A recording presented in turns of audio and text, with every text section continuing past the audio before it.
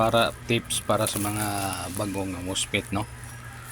Bagong na MOSFET, di mo na siya pwede hikapon na nakakuan di ay nakasulat na caution, static sensitive device do not be handled by unauthorized personnel, YX. Pasabot, it means di minimo direktang gamiton, kailangan naka-gloves ka or ay gloves imong kamot, di mo display hikapon.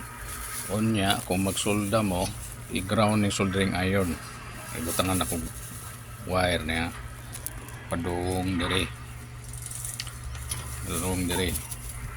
tapos nag-ground pa jud ko dire kani nga wire padung dire sa yuta, mo na siyang tawag og earth ground.